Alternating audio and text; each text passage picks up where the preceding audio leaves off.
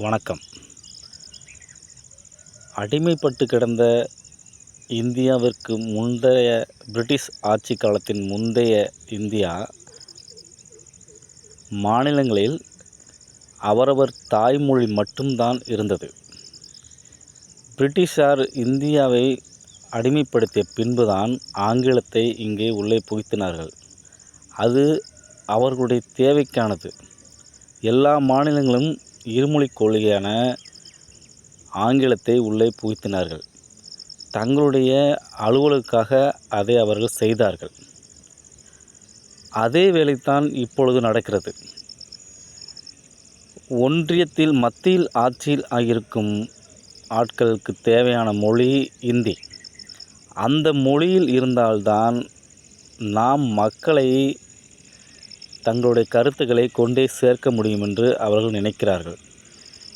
இதே மத்தியில் ஒரு ஒடிசாவோ ஒரு தெலுங்கோ ஒரு கன்னடமோ இருந்தாலும் கூட இதே தான் நடக்கும்.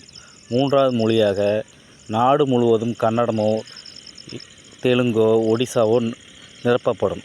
ஏன் தமிழ்நாட்டில் உள்ளவர்கள் மத்தியில் இருந்தால் கூட மும்மொழியாக தமிழை எல்லோரும் கற்க வேண்டும் என்றே சொல்ல தோன்றும். இது பொதுவான ஒரு எண்ணம்தான். இதில் எந்த தவறுமே இல்லை. ஒருவர் தன்னை அடிமையாக நினைக்கும் பொழுது, தங்களுக்கு கீழ் அவர்கள் வேலை செய்ய வேண்டும் என்று நினைக்கும் பொழுது, தங்களுடைய கருத்தை அவர்கள் புரிந்து கொள்ள வேண்டும் என்று நினைப்பதில் எந்த தவறும் இல்லை. அதை அவர்கள் ஏற்றுக்கொள்வதும் ஏற்றுக்கொள்ளாததும் அவர்களுடைய சுதந்திரத்தை பொறுத்தது. இந்த மொழியை நான் கற்பேன் கற்க மாட்டேன் என்று சொல்வதற்கு அவர்கள் தனிப்பட்ட உரிமை. ஏற்கனவே தமிழில் தேராதவர்கள் நிறைய பேர் இருக்கிறார்கள். இதற்கு உள்ளே ஒரு மொழியை திணித்து அதில் தேர்ச்சி பெறுவது என்பதெல்லாம் மிகவும் கட்டாயமாக சிரமமான காரியம்.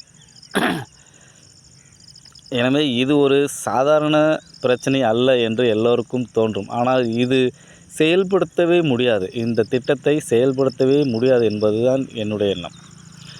ஏனெனில் இருக்கின்ற பாடத்தை படிக்கவே மாணவர்களுக்கு இங்கே நேரமில்லை.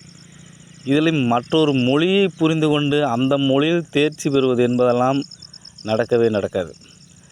இன்னொன்று, இந்தி தமிழகத்தில் நுழையும் பட்சத்தில் நுழைந்துதான் இருக்கிறது. அது எல்லோருக்கும் பரவும் பட்சத்தில் தமிழர்களோட வாழ்வு தான் மேம்படும். ஏனென்றால் இப்பொழுது உலகம் முழுவதும் சென்று தன்னுடைய வெற்றி கொடி நாட்டும் தமிழர்களுக்கு இந்தியாவில் எல்லா மாநிலங்களும் சென்று தொழில் வாய்ப்புகளை எல்லாவற்றையும் இங்கே கொண்டு வருவார்கள். இப்பொழுது தமிழர்களுக்கு இருக்கும் ஒரே தடை மொழிதான். அந்த மொழி நமக்கு தாராளமாக கிடைத்தால் ஒருவரை நாடி இருக்க தேவையில்லை. இங்கே எவ்வளவு இந்திக்காரர்கள் கடை வைத்திருக்கிறார்கள். அந்த பொருள்களெல்லாம் எங்கே இருக்கிறது என்று யாருக்கு தெரியும்? அவர்களுக்கு மட்டும்தான் தெரியும். ஏனென்றால் அவர்களுக்கு மொழி ஒரு தடை இல்லை. அந்த மொழி வாயிலாக எங்கெங்கே தயாராகிறது, எங்கெங்கே விலை கம்மியாக கிடைக்கிறது என்று போய் வாங்கி கொண்டு வருகிறார்கள். ஆனால் நம்மால் அந்த பொருள்களை வாங்க முடியவில்லை. ஏனென்றால் நமக்கு மொழி தெரியாது. அந்த பயம், அங்கே போய் இங்கே போய் யாரை பிடிப்பது எப்படி பிடிப்பது தேவையில்லை. அவனே கம்மியாக தருகிறான், அதை வாங்கி நாம் வியாபாரம் செய்வோம் என்று தான் நாம் நினைக்கிறோமே தவிர அந்த பொருள் நமக்கு அடிமையாகி தான் நமக்கு கிடைக்கிறது என்று நம்ம உணர்வதே இல்லை. அதனால்தான் மும்மொழி கொள்கை என்பதை இங்கே கொண்டு வருகிறார்கள். மும்மொழி கொள்கை என்பது தவறான விஷயம். கல்வியில் எங்கே கொள்கை இருக்கிறது? அரசியல் கட்சிகளில் தான் கொள்கை இருக்கிறது. மும்மொழி பாடத்திட்டம்